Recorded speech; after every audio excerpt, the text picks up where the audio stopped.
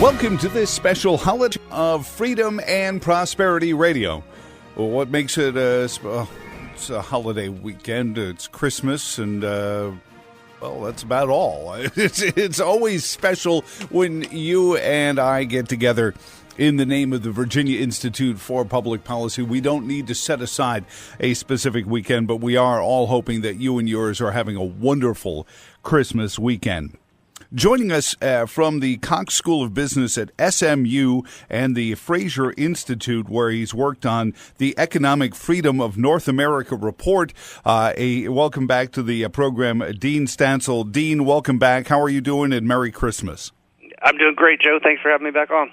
Not at all, and thank you for taking some time out, and I hope you have lots of friends and family getting together with you. But boy, you know, These reports, every time, it seems like over the 10 years we've been doing this program, each time one of these reports comes out, the United States is getting worse and worse as we compare ourselves to the rest of the world.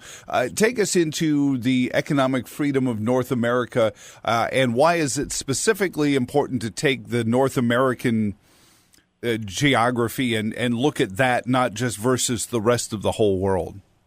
Sure, yeah. So there's two reports essentially that the Fraser Institute up in Canada publishes, and they, actually it goes back about 25 years ago when Milton Friedman, the Nobel Prize-winning economist, and Friedrich Hayek and a bunch of other folks got together and said, wouldn't it be nice if we could quantify essentially how free the economies of different countries are, so that we could then use that in our research to kind of investigate the determinants of that freedom, the results of that freedom, and since this came out years ago, and since then, there have been 600 or so different independent analyses using the data at the country level.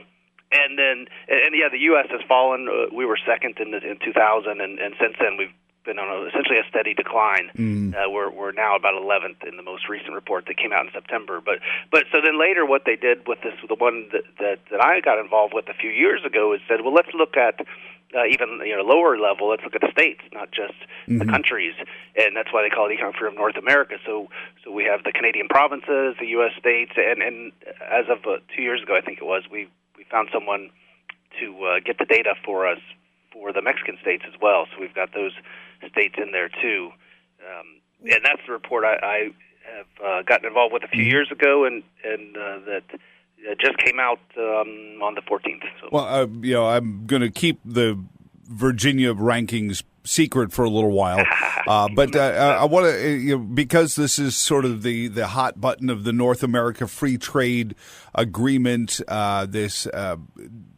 treaty that was supposedly by those who were promoting it, bring up the economy of Mexico to the level where the United States and Canada had been. Has that seemingly borne fruit?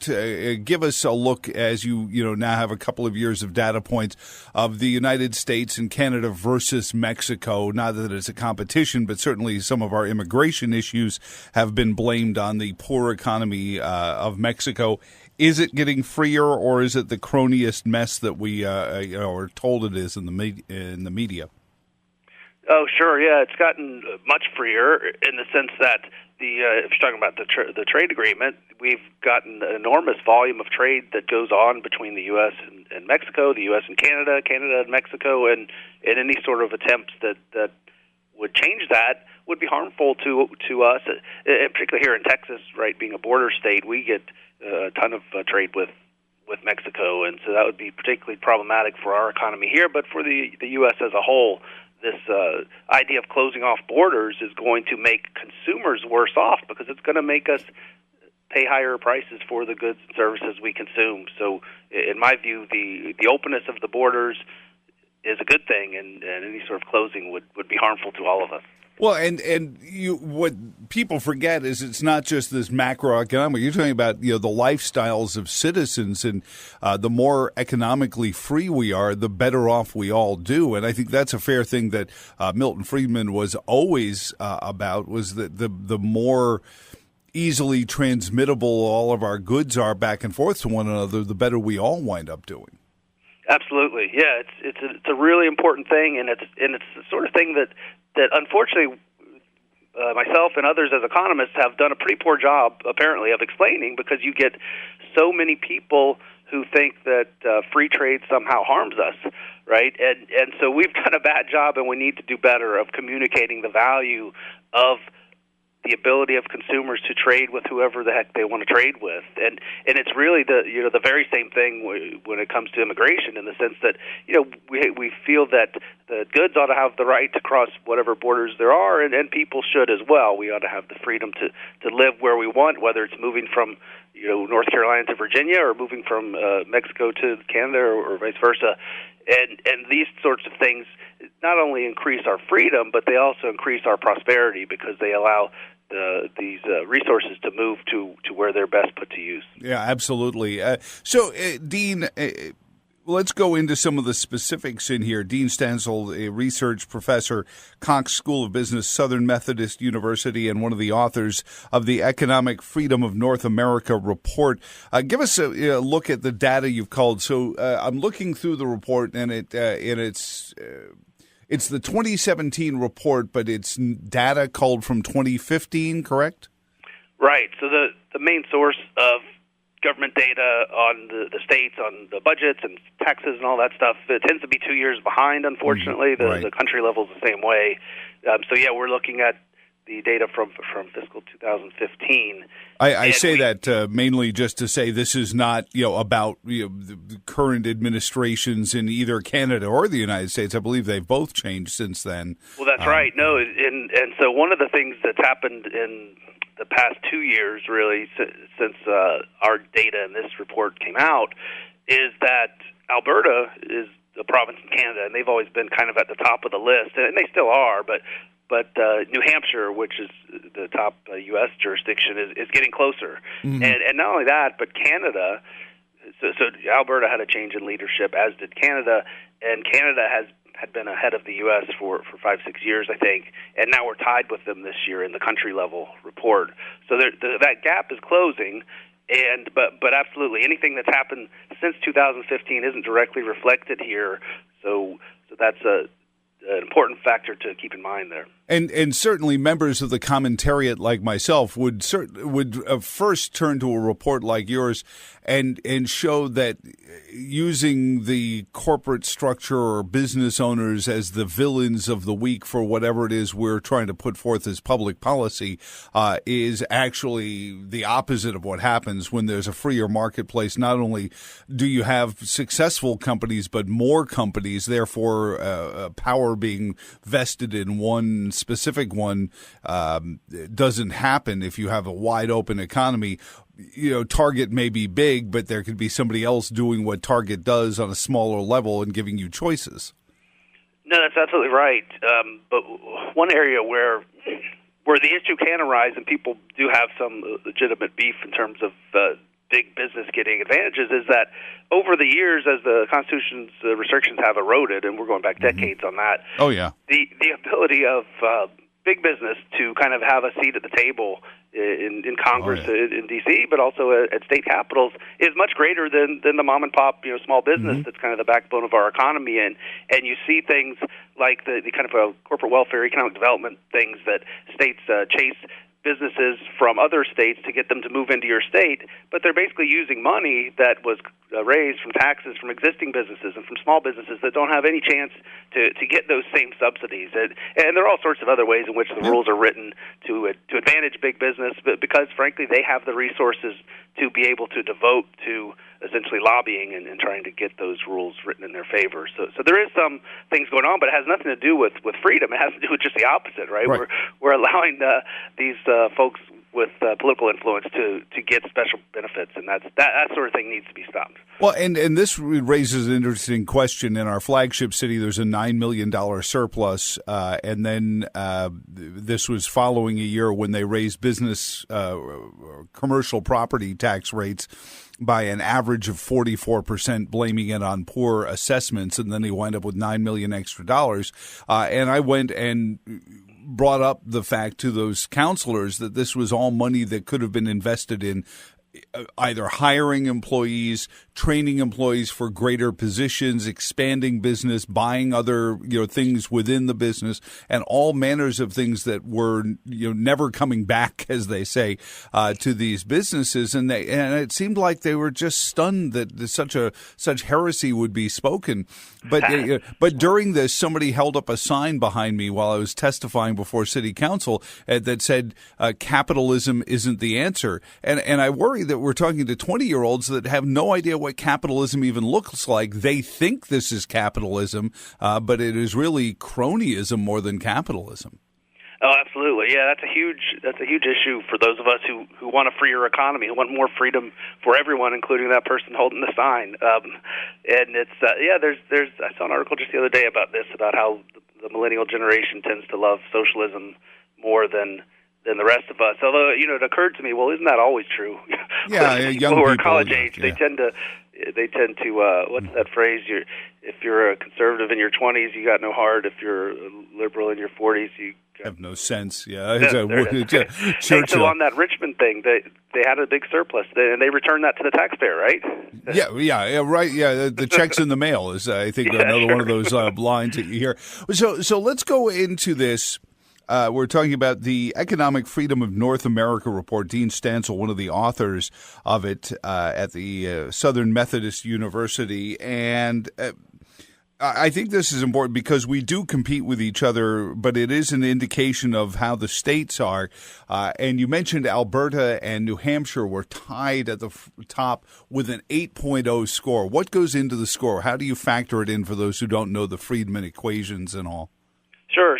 So we have two indexes here. One is called our All Government Index, and that's the one where we put all of the states from the three countries of North America together, and we lump them all together and rate them against each other. And there's some technical issues with that makes it, harder to, not so appropriate for comparing states within the same country with each other. So we have a different index for that. We'll get to here in a minute. But on the all governments one, that's right. Alberta was first, and New Hampshire was right there with them.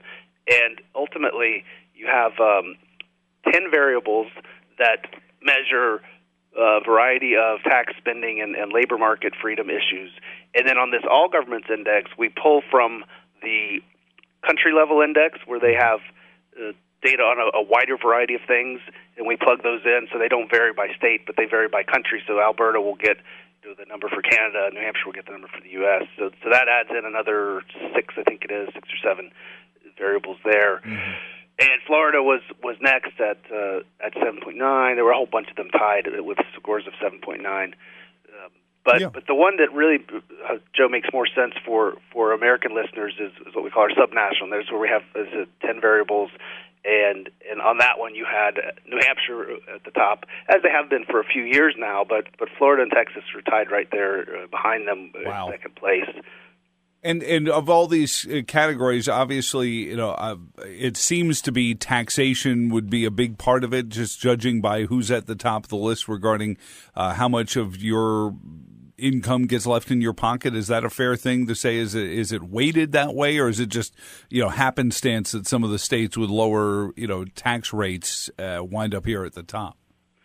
It's not happenstance per se. There are three areas equally weighted. One is government spending, and of course, if you have lower taxes in states, since you got to balance your budget, you're going to spend less. The second area is taxes, where we look at, in addition to kind of tax burden, we look at the income tax rate, which of course helps states like New Hampshire, Florida, and Texas that have a zero rate since they don't have that tax. And then the third category is labor market freedom, where we look at things like the minimum wage and that sort of thing. Right to work. So all of those are equally weighted. Taxes aren't necessarily weighted more heavily. But as I said, if you got low taxes, then states aren't like D.C. They got to balance their budgets, of course. So they're going to spend a little less because of that. So you get a double whammy there. So out of all 51, I presume, with the District of Columbia thrown in there, 51 jurisdictions, Virginia, much to many people's surprise, I think, because we love to take some shots at our government and sort of the old school way we do things in a lot of cases with our common law and dating back a lot of our things to, when we first landed here in 1607, that haven't changed. But Virginia coming in at a stellar 6th out of all of the states in this subnational level. So blow a little smoke up our skirt, Dean. What did we do right? D.C., but it is important for those of you who are critical of your own government to know that we're great on a curve. So otherwise, everyone would fail. So yes, you're ranked 6th relative to the other 49 states. But ultimately, there's always room for improvement. Mm-hmm. It's nice to know that you're doing better than all of your neighboring states, except Tennessee's slightly above, ranked 5th. But there's always ways you can improve. For example, your income tax rate is pretty high, certainly higher than Tennessee since they don't have one. Yeah. There are all sorts of ways that states can trim their spending and allow you to cut taxes. And you talked about the property tax in Richmond. This does incorporate local level finances as well. So all of that's kind of cooked into the numbers. So if you have abnormally high property tax rates, well, that's going to make you score lower, and that's an area where you can improve.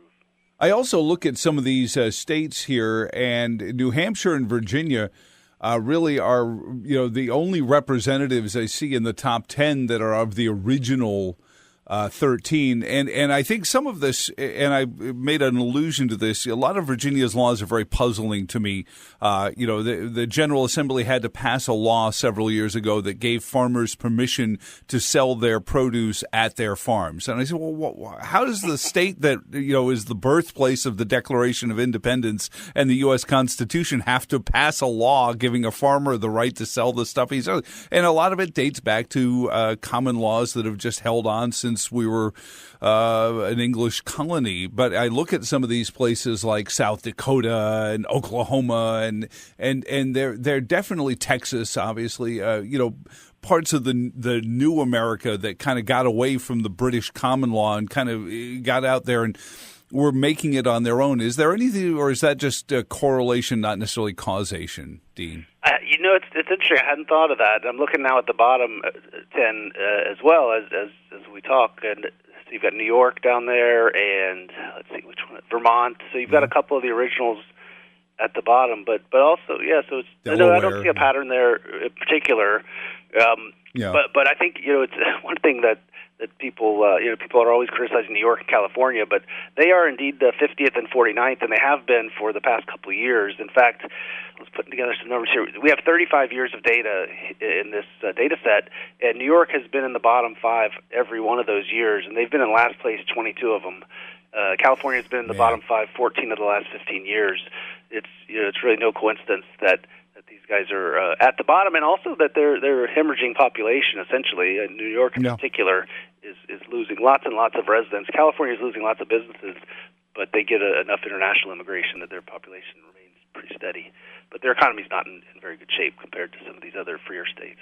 Dean, do you think there's an important connection as we look at the possibility of tax reform coming to town in the form of not being able to write off your state taxes? And if you've ever raised a puppy, sort of taking the states and rubbing their nose in it, as they say, to make the states realize, or the residents of those states realize, like New York, how high your taxes are. If you can't, I think in New York you can write off up to 40% of your state taxes. If you all of a sudden can't do that anymore, all of a sudden it becomes a much bigger deal. Well, yeah, no, one way to think of it is that the current policy of allowing folks to deduct their state local tax burden essentially subsidizes the bad habits of states like California and New York, gives them a crutch to stand on to keep their taxes higher than they otherwise could be, because their residents likely wouldn't put up with it. And so, it'll be interesting to see if these guys respond to this by doing what they should do anyway in terms of good economic policy, is bringing down their income tax. So California has the highest income tax rate in the country. I think it's around 11%. Bringing down those rates in a way to react to federal policy so that they can help out their overtaxed residents and maybe keep more of them at home and keep them from fleeing the borders to other greener pastures. Oh, without question. And tax is not just a panacea. I look at Delaware as fairly low on the list. I think they're tied for 39 or their 39th, and they have no sales tax, and yet all the other things added in there, they don't score very well, it seems. Right. Well, so we do have two things for income taxes in the tax category, because we feel strongly that income taxes are far more counterproductive. They essentially are a penalty on productive activity, whereas the sales tax essentially encourages you to save more, consume less. So Delaware has it exactly backwards in terms of good tax policy. They should put in place a sales tax and cut that income tax, right, and get things moving the right way. But Delaware is somewhat of a unique state with their policy on business tax. Mm-hmm. Well, it certainly, would harm all the furniture stores that coincidentally are all in these shopping centers right across from Pennsylvania. Wilmington. So why are all these furniture stores here? I don't know. Pennsylvanians seem to be coming here to buy furniture. Dean, so at the end of the day, you look at these. You've been doing these, for a number of years now. And what trends are you sensing? And if you could. I'm sure somebody in your field probably doesn't like to prognosticate very much, but what trends have developed, and what do you hope can start to change with better taxing policy, better employment policy, better free market kind of answers to things? Sure. So one of the things that I found in looking at the last couple of years of data is that since the last recession ended in 2009, population in the 10 most free states has grown 2.5 times faster than in the 10 least free states. And if you just look at the last 3 years, it's grown 3.5 times faster. And a similar pattern is true for employment and income in those freer states. So there are real effects here that states that are less free need to keep in mind. In terms of the trend over time in freedom, we've seen things remain fairly steady over the last, say, 5 or 10 years, or last 5 years, and it's down from where it was, say, back in the early 2000s. So it'll be interesting to see if states, as you mentioned with federal tax reform, states respond in a way that causes them to increase their freedom and thereby help improve their economies. Oh, no, just blame the Russians and collusion or something like that. I do appreciate it. Dean, have a great Christmas. Thank you very much. I hope you have a wonderful New Year. We'll have you on again as the year, and maybe as this goes along each year, we'll just keep these data points and see if we're tracking in the right direction. But thank you so much for doing the report. We're going to put the report up for those who want to see it in PDF form on our social media platforms, as well as along with the podcast of this. But Dean Stansel from SMU, thank you so much, and we'll talk to you again very soon. Absolutely. Thanks for having me on, Joe. Up next, well, it's not exactly a Christmas story. Ryan Morrow from the Clarion Project, national security analyst on a jihadi cult under investigation by the U.S. federal government. Coming up next on Freedom and Prosperity Radio.